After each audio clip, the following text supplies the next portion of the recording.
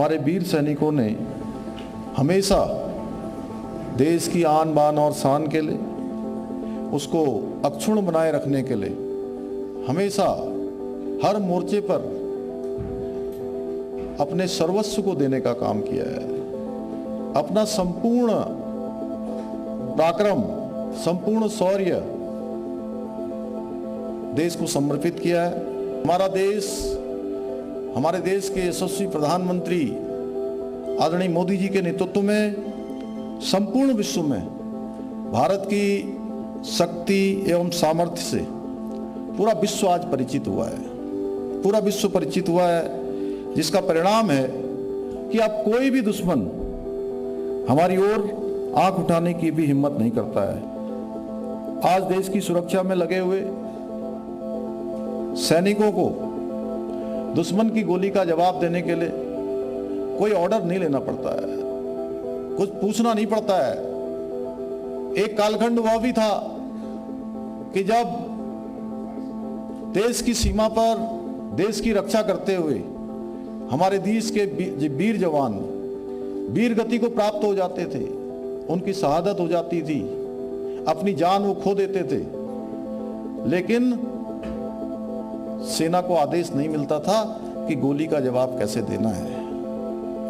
गोली का जवाब देने के लिए पूछना पड़ता था। यूनिट से बात ब्रिगेड तक जाती थी। बहल साहब बैठे हैं, थोड़ा बहुत मैं भी जितना सेना के साथ मेरा बचपन बीता है इतना मैं जानता हूं।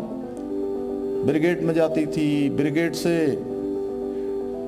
डिप में जाती थी, डिप से कमान में जाती थी, कमान से मंत्रालय तक जाती थी, लेकिन फैसला नहीं होता था, महीनों गुजर जाते थे।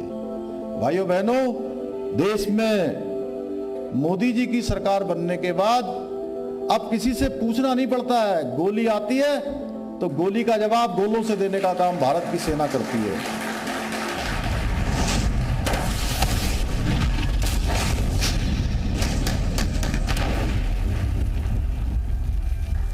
आज आदरणीय प्रधानमंत्री जी के कुशल नेतृत्व में एवं हमारे देश के रक्षा मंत्री जी के अथक प्रयत्नों का परिणाम है कि हमारे सैनिकों को किसी भी सैन्य साजो सामान हो या उपकरण हो या हथियार हो, उसकी कहीं कोई कमी का सामना नहीं करना पड़ता है। एक समय ऐसा होता था कि हमारे जो वीर सैनिक सीमाओं पर देश की रक्षा के लिए तैनात रहते थे,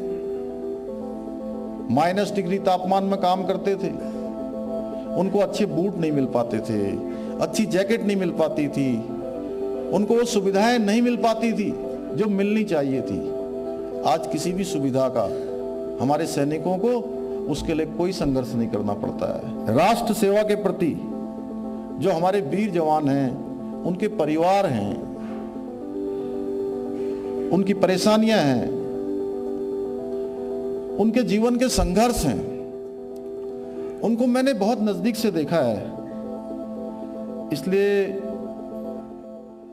हमारी सरकार का हमेशा से प्रयास रहा है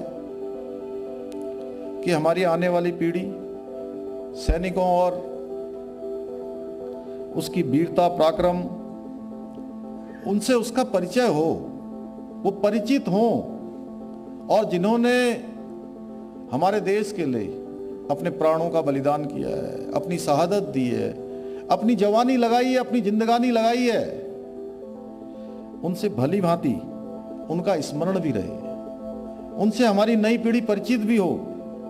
इस दिशा में हमारी नई पीढ़ी आगे बढ़े, उसके लिए हमने उत्तराखंड के अंदर, जिसको माननीय प्रधानमंत्री जी ने 5वें धाम की संज्ञा दी है, सैन्य धाम, हमने भव्य सैन्य धाम के निर्माण का संकल्प लिया था।